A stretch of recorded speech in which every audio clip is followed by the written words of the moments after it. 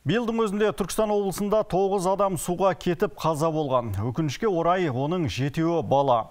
Төтенше жағдайлар департаментінің мәліметінше мерт болғандардың барлығы да суға түсуге рұқсат етілмеген жерде шомылған. Аталған олқылықтың алдын алу үшін облыстық төтенше жағдайлар департаментінің өкілдері рейд өткізді. Түркістан облысының аумағында 112 суға шомылуға қауіпті аймақ бар. Оларда 170-тен астам белгі орнатылған. Алайда азаматтар ережені елеместен ол аймақтарда суға түседі.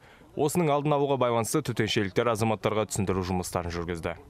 Түркістан қаласы аумағында ағып өтетін каналдар мен атыздарда және мынау Қарашық өзені, сонымен қатар мынау Оранғайда орналасқан мынау шомылу жаңа аймақтарында осы тұрғындар мен қонақтарына түсіндірме жұмыстарын жүргізу.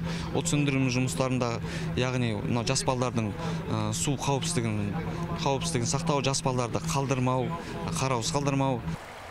Арнамыздың түсірілім тобы төтеншеліктермен бірге Сауран аудандағы Қарашық өзені бойындағы рейдке қатысты. Өзен жағасында төтеншеліктердің жеткені сол еді, бір микроавтобус лық толы тұрғындар кезікті. Погондағы азаматтарды көргеннен болар, олар дереу қаша жөнелді. Алайда мамандар оларды тоқтатып, әңгімеге тартып, демалушыларға жадынама таратып, су қауіпсіздігі ережелерімен таныстырды. Бүгін қазір біз көріп тұрғандарыңыздай Сауран ауданында Қарашық өзеніндеміз. Бұл Қарашық өзені жалпы тыйым салынған қауіпті участке болып саналады. Суға шомылуға жерлерге тиісті знактар, жаңа белгілер қойылған.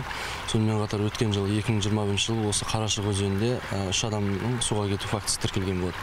Полиция басқармасы да алдағы уақытта рейдтік шараларда ескертуге мойынсұнбаған тұрғындарға айыппұл салуға мәжбүр болатындығын ескертті. Оның мөлшері 5 айлық есептік көрсеткіш. Ол жерде Қазақстан Республикасының әкімшілік кодексінің 364-ші бабымен жауапқа тартылады. Одан кейін ол жерге мас болып қалды кесе 440-ші бап, 434-ші баппен хаттама толтырып шара көріліп жатыр. Айта кетер жайт, жоғарыда аталған суға түсу ережелерін бұзу фактілері бойынша осы уақытқа дейін 94 адамға қатысты әкімшілік хаттама толтырылған. Ерге Тілеуқұл, Нұридин Ысқақ, Түркістан 24.